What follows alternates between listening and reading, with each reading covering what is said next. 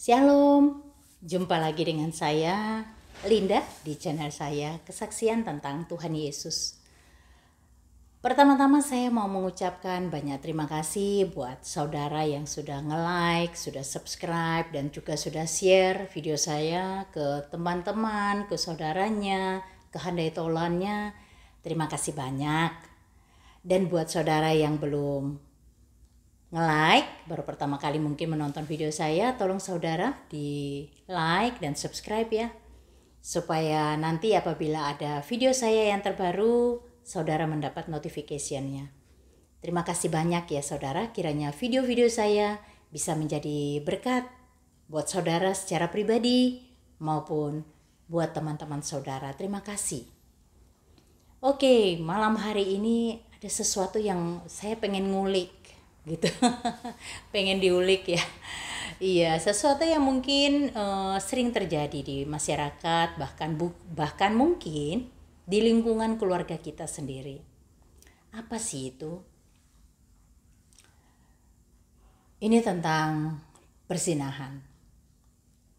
Ngomong tentang persinahan, saya cukup sedih kalau dengar ada teman saya atau bahkan mungkin dari lingkungan terdekat saya yang melakukan ya. Sedih banget karena dosa yang satu ini dosa yang dibenci Tuhan. Makanya Tuhan dalam Keluaran 20 ayat 14, Tuhan katakan dalam hukum Tuhan itu jangan berzina. Dua kata aja, tapi di sini penekanannya keras banget sebenarnya. Jangan berzina. Karena apabila Tuhan tahu apabila kita melakukan itu, hubungan kita dengan Tuhan terputus. Kita jadi jauh dari hadirat Tuhan. Dan Tuhan gak mau. Tuhan gak mau kalau kita jauh dari Tuhan. Tuhan sangat mengasihi kita. Tuhan mau kita selalu dekat dengan Tuhan. Tuhan mau kita tuh percaya sama Tuhan. Bukan cuma iman percaya, tapi kita melakukan dosa. Kita mungkin masih bisa berpura-pura dengan pasangan kita setiap minggu kita ke gereja. Atau bahkan membangun mezbah keluarga setiap malam sebagai rutinitas.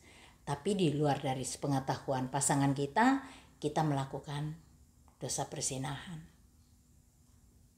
Saudara, saya mau bilang, Tuhan tuh gak pernah tidur, Tuhan tahu. Dan jujur aja, di dalam hati kecil saudara sendiri kan, ada rasa gimana gitu, risih kan?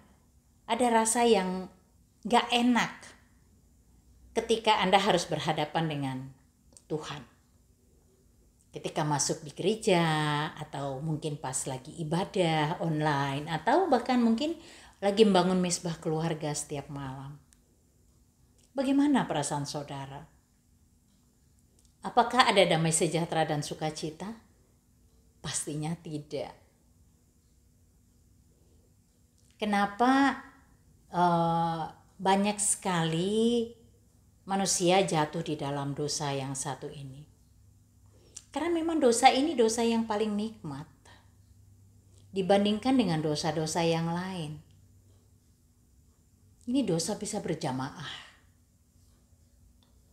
Jadi banyak sekali orang yang melakukan.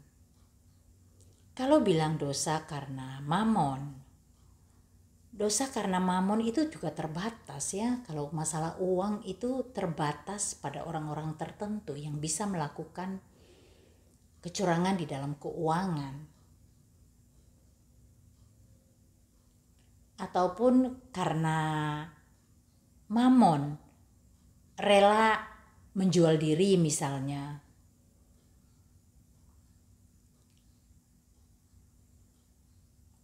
Tidak banyak dibandingkan yang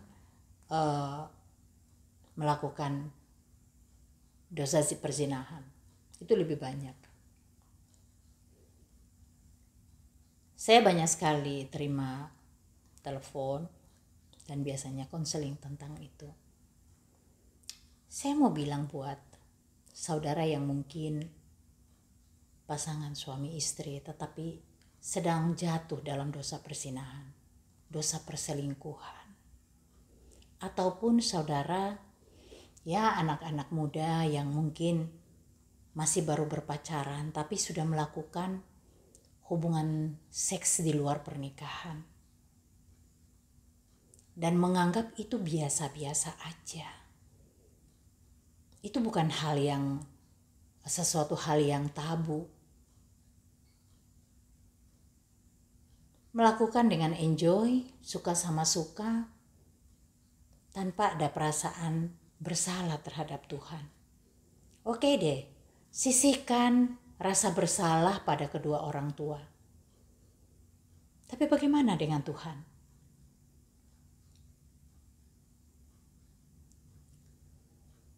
Sedih banget ketika saya harus berhadapan dengan orang-orang yang seperti begini. Kadang-kadang ada yang ngeyel. Ada yang merasa bahwa ya aku begini karena pasanganku begitu. Tidak ada yang mau mengalah. Bahkan kadang-kadang suami dan istri dua-duanya melakukan. Ketika istrinya tahu suaminya melakukan itu, sang istri juga tidak mau mengalah. Sang istri pun melakukan hal yang sama. Kayak balas dendam gitu. Saudara, saya mau bilang, bagaimana dengan anak-anak Anda? Tanpa saudara sadari, secara langsung saudara sudah merobek-robek jiwa anak-anak Anda. Mereka terluka dan mereka nggak tahu harus ngomong sama siapa tentang kelakuan orang tuanya. Mereka menangis, cuma menangis dalam batinnya. Dan saudara tahu itu akibatnya nanti di dalam kehidupan pribadi mereka. Itu sangat mempengaruhi kehidupan mereka. Itu mengganggu hubungan mereka dengan saudara berdua, bapak ibunya. Bukan cuma saudara berdua, bahkan hubungan dengan Tuhan juga terobek. Mereka tidak terlalu percaya lagi pada Tuhan. Mereka terluka. Saudara, mari coba renungkan. Saya tidak menjudge saudara. Karena saya tahu saya juga bukan orang yang suci hidupnya. Saya bukan kudus. Saya bukan manusia yang tanpa dosa. Saya ingat sekali Injil Yohanes 8. Ketika Tuhan lagi bersama-sama muridnya, para ahli Taurat dan orang-orang Farisi datang membawa seorang wanita ke hadapan Tuhan. Dan mereka berkata, "Rabi, wanita ini kami dapati sedang berzina. Dan menurut hukum Musa, dia harus dilempari sampai mati." Ya, dalam hukum Islam ada yang namanya itu hukum rajam. Jadi dilempari kalau ketahuan berzina, dilempari sampai mati. Bukan dicambuk seperti di Aceh. Di Aceh pun dipilih-pilih pula. Jadi kalau ada masyarakat biasa yang berzina dan ketahuan, dicambuk sampai pingsan bahkan. Dan kalau ada istri pejabat yang berzina, dicambuknya tuh pelan, hanya ditempelin aja rotannya. Jadi ada pilih kasih hukumnya. Dan mereka yang mencambuk, apakah mereka itu kudus hidupnya? Saya jadi kadang-kadang tuh lihat itu saya miris sih melihat mereka yang dicambuk sampai pingsan gitu, kasihan. Tapi saya geli juga yang melihat orang yang mencambuk. Yang mencambuk itu apa nggak berdosa ya? Apa dia tidak pernah berzina sampai dia melakukan itu? Kasihan. Hukum yang tebang pilih dan tidak adil. Bagaimana dengan hukum kasih yang diberikan Tuhan Yesus buat kita, yang ditawarkan buat kita? Keren banget ya, pengampunan. Tuhan berkata, oke, siapa yang Mau merajam dia duluan, orang yang merasa paling tidak berdosa, silakan merajam dia duluan. Dan Tuhan sambil menunduk, sambil menulis di tanah gitu. Dan ketika Tuhan mengangkat tubuhnya tegak, tidak ada satu orang pun lagi di sana. Yang ada hanya seorang wanita tadi. Dan Tuhan bertanya, kemana mereka? Mereka sudah pergi meninggalkan aku. Dan Tuhan berkata, pulanglah dan jangan berbuat dosa lagi. Wow, dan perempuan ini sadari benar, pulanglah dan jangan berbuat dosa lagi. Bagaimana ketika saudara berhadapan dengan orang Farisi dan ahli-ahli Taurat yang mengadili saudara, dan saudara ada di hadapan Tuhan Yesus, dan terjadi seperti hal seorang wanita ini? Bagaimana perasaan saudara ketika Tuhan mengatakan pulanglah dan jangan berbuat dosa lagi? Bagaimana reaksi saudara? Saya pengen tahu. Kalau saat ini Tuhan berkata sama saudara, pulanglah dan jangan berbuat dosa lagi. Apakah saudara mau nurut kata-kata Tuhan Yesus malam hari ini? Ataukah kenikmatan dunia itu masih membuat saudara tergiur dan menjauhkan diri dari Tuhan? Saudara, waktu Tuhan itu tidak pernah kita duga kapan datangnya. Saya menghimbau kita semua untuk selalu menjaga kekudusan bait Allah kita ini. Tubuh kita. Bait Allah itu bukan gereja. Bait Allah adalah tubuh kita. Kita harus menjaga kekudusannya. Kita jaga jangan dikotorin dengan dosa-dosa yang Tuhan tidak berkenan. Jangan kita kotorin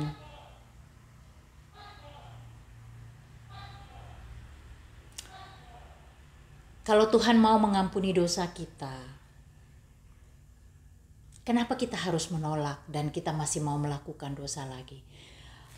Dosa ini, perzinahan ini bukan produknya Tuhan. Ini produknya si jahat. Zina ini dosanya perbuatan si jahat. Produk-produknya si jahat. Makanya Tuhan bilang jangan lakukan zina. Jangan berzina. Karena bukan produknya Tuhan. Produk Tuhan itu seperti mengampuni, mengasihi sesama, mengasihi Tuhan melebihi apapun di dunia ini. Jangan menduakan Tuhan. Produk Tuhan itu, wow. Kalau kita bisa rasakan kasihnya Tuhan buat kita pasti lebih mengasihi Tuhan dan kita menjauh dari perbuatan dosa. Sayang kalau hidup kita cuma sementara di dunia, tapi kita penuhi dengan perbuatan-perbuatan dosa, perbuatan-perbuatan yang Tuhan tidak berkenan. Ayo saudara, sudahilah. Hentikan perselingkuhan saudara. Sebagaimanapun rasa nikmatnya, tinggalkan. Ingatlah pengorbanan Tuhan. Tuhan Yesus itu sebelum disalibkan, dia ditelanjangin. Telanjang sampai sehelai benang pun tidak ada di tubuhnya. Terbuka auratnya. Dia dipermalukan. Dia dihina, dinista. Dicambuk sampai berdarah-darah. Disiksa luar biasa. Itu nanggung dosa apa? Dosa perzinahan. Tuhan itu rela ditelanjangi, dipermalukan untuk nanggung dosa saudara dan saya. Cukuplah sudah. Ingat kembali pengorbanan Tuhan Yesus yang begitu luar besar pengorbanannya. Tidak ada di dunia ini seorang pun yang mengasihi kita seperti Tuhan Yesus mengasihi kita. Dia rela memberikan nyawanya untuk menebus dosa-dosa kita. Bukan cuma dosa perselingkuhan, segala dosa. Tuhan sudah bayar lunas 2000 tahun yang lalu. Kita kalau sadar betapa besar pengorbanan Tuhan Yesus buat kita, saya rasa saudara akan takut untuk melakukan dosa ini. Dan juga keduanya adalah masalah anak. Ketika saudara tahu efeknya ke depan buat anak. Kasihan anak-anak. Sudahilah saudara. Cukup. Karena dosa ini kalau sekali dibuat mau 2 kali. 2 kali mau 3 kali. 3 kali mau seterusnya. Kapan berhentinya? Kalau kita tidak mengambil satu keputusan dalam kehidupan kita secara pribadi. Berjanji pada Tuhan. Dan berjanji pada diri sendiri. Komitmen yang kuat. Pasti bisa. Pasti bisa. Saya percaya saudara mampu melakukan itu. Takut akan Tuhan, berjanji pada Tuhan, dan mau berjanji pada diri sendiri. Saya rasa ketika saudara mengambil keputusan untuk kembali pada Tuhan, semuanya akan clear. Dan ketika dosa itu ada di dalam rumah tangga kita, dosa ataupun di dalam diri kita yang belum menikah tapi melakukan dosa itu, berkat itu akan jauh dari kita. Percayalah, berkat Tuhan jauh dari kita. Dengan adanya pandemi seperti begini, hentikanlah. Karena kita tidak tahu siapa korban di depan dari COVID-19. Apakah aku atau saudara? Kita ini seperti nunggu giliran. Karena kita tidak tahu, tidak bisa lihat dengan mata virusnya itu. Apakah saudara masih terus mau melakukan itu dosanya?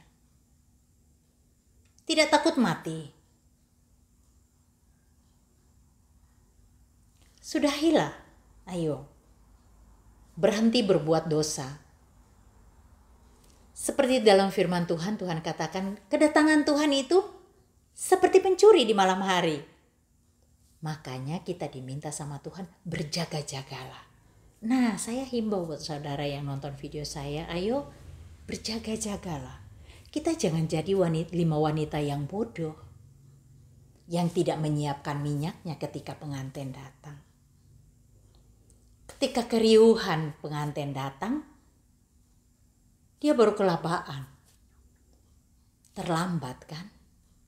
Nah, kita harus persiapkan dari sekarang, mulai detik ini. Kita persiapkan diri kita. Kuduskan hidup kita. Sudahilah berbuat dosa. Jangan disenangkan terus kedagingan kita. Dikasih kenikmatan dunia terus.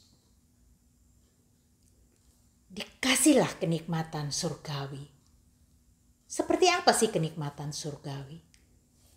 Datang di hadirat Tuhan, ketika ada di dalam hadirat Tuhan. Kenikmatan yang tidak bisa diungkapkan dengan kata-kata ketika kita ada di hadirat Tuhan. Kedamaiannya, sukacitanya, wow. Dan itu yang Tuhan mau. Bukan kehidupan kita yang berantakan, berselingkuh sana, berselingkuh sini. Nikung sana, nikung sini. Istri orang diembat, suami orang diembat.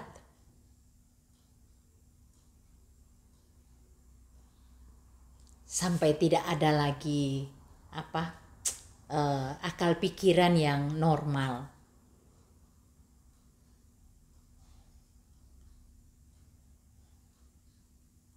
sama istrinya atau sama suaminya bahkan mungkin kenal, tapi pura-pura nggak ada apa-apa.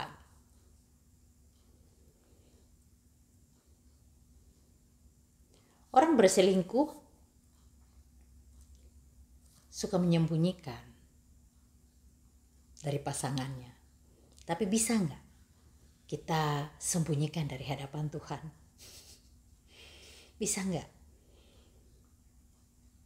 Hal yang sulit kan?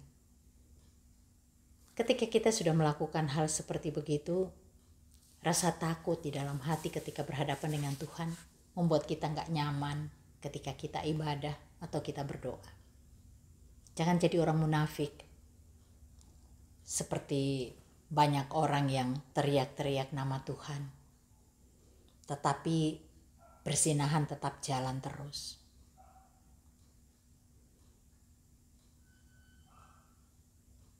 Janganlah seperti orang yang tidak mengenal Tuhan. Orang yang tidak mengenal Tuhan dan tidak tahu 10 hukum Tuhan. Mereka di luar sana banyak loh yang seperti itu.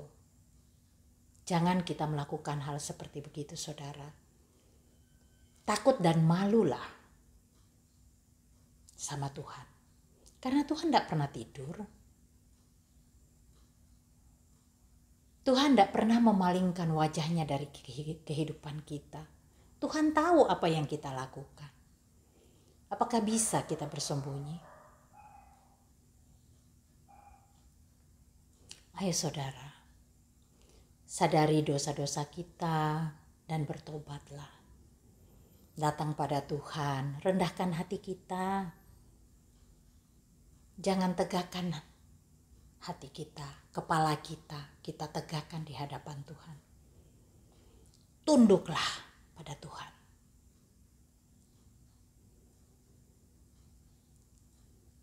Jangan saling mempersalahkan masalah.